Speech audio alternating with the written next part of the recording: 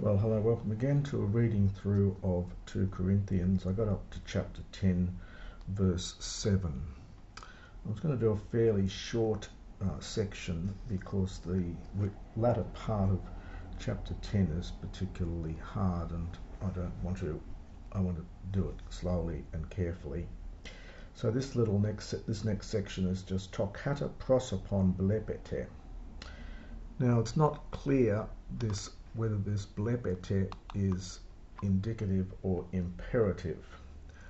I suspect probably the latter given what comes up, but it's ambiguous here. So it's either you see the things in front of your face before your eyes, or look at the things before your eyes. So look at what's in front of you. Aetis pepoithen hiauto Christu enai, tuto logidzesto palin hiautu hotikathos autos Christu hutos kai hemes.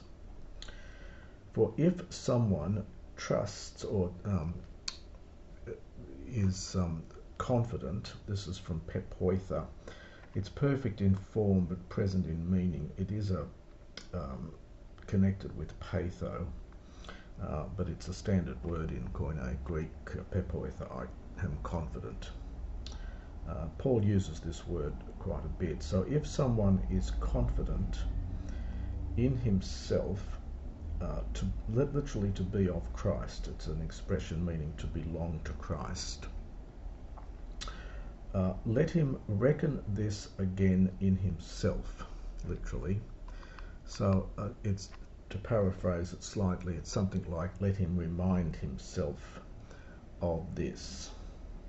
So let him again remind himself of this. Literally, let him reckon again this in himself, that kathos, just as he himself, and I'm going to supply this enai plus the genitive here, belongs to Christ, hutos kai, thus also do we.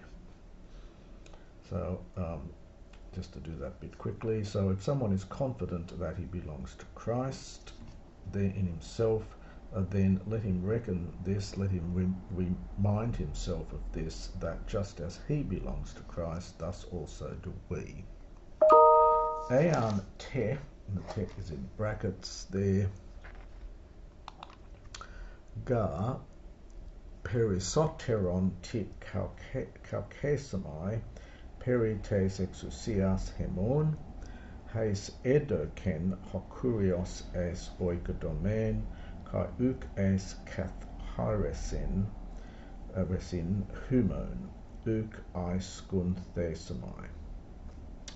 So the previous page we had a and te. So if this is from kaukatmai, it's subjunctive. So if I might boast in some way excessively, notice this is enclitic, so you've got two accents here, it puts its accent back on the previous word.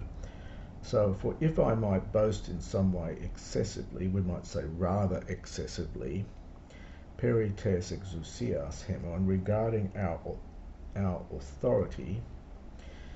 Now the exousia, it's the relative pronoun agreeing back with exousia, it gets attracted into the genitive by the previous clause here, but it's just which the Lord gave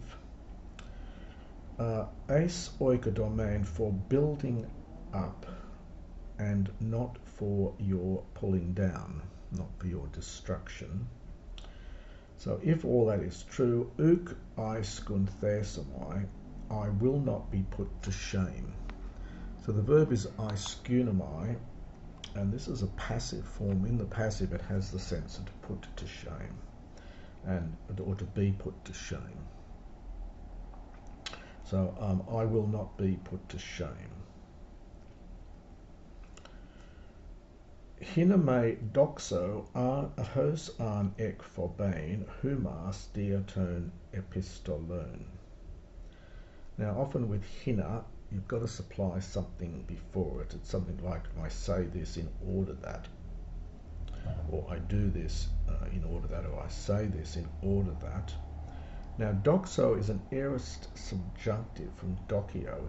Docio is normally used as an impersonal verb, but here it's being used as a personal verb. And then we get this funny hos an and an infinitive here as well. You'll need to consult commentaries on this bit. There are lots of different interpretations of it. The meaning is clear, but the Greek is a little bit funny. Some people take the hos an to simply mean, like the English, as it were, and would translate, I say that so that I might not appear, as it were, to terrify you through these letters, through the letters. It's also possible to take the hos here. Often in Greek you'll get hos, especially in classical Greek, you'll often get hos for hos pair, as though. And that may be what it's meant to be here, and we take the an with the doxo. So I say this lest I might appear as though terrifying you through the letters. It could also be that there's a confusion here between the impersonal use of docio, and here it's a personal use, and the hos is just that. So it could mean I say this in order that it might not appear that, that I might not appear, sorry, it might not appear that I, taking the I out of the doxo, am terrifying you through the letters. As I said, the sense is clear, but the Greek's a little bit odd. Ek phobio is to terrify. Phobio is to frighten, and then ek phobio is to really to terrify. It's a very strong word. So I say this, that I might not appear, perhaps as it were, to terrify you through the letters. Hoti, high epistolae men. Now when you see a men, you look for a det, and there it is here, and that's good Greek. It also helps to see the balance in the sentence. High epistolae men faci, barai kai iskurai, he de parousia to somatos asthenes kai hologos ex u thenemenos.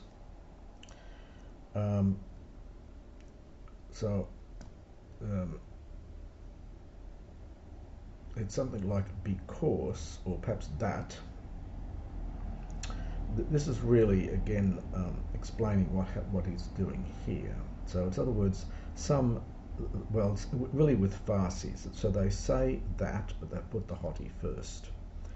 So they say that the letters, on the one hand, are barai, are weighty and strong, perhaps strongly worded. This is from baros, and it's a third declension adjective. So a weighty and strong, perhaps strongly worded, but that literally the presence of the body, so the presence of my body, in other words, when I am bodily present, I am asthenes, I am weak, and the word, perhaps my word, is ex u thenemenos. It's a funny word. We see it occasionally in the New Testament. It's built around uden, for uden, meaning nothing, and it's been turned into a verb, so to be nothing, and then it's made stronger by the ex. So it's something like being of no account.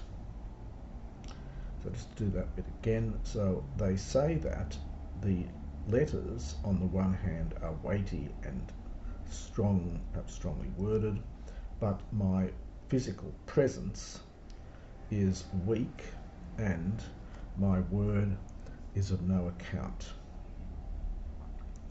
Tuto logizestho hot toi utos, hoti hoiesmin to logo, dia apostolon ap ontes, toi utu toi kai parontes to ergo.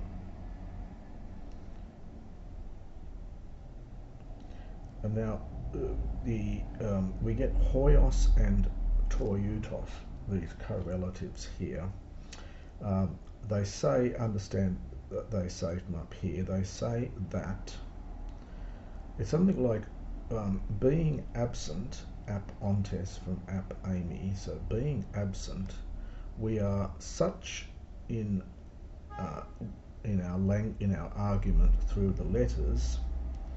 In other words, we are in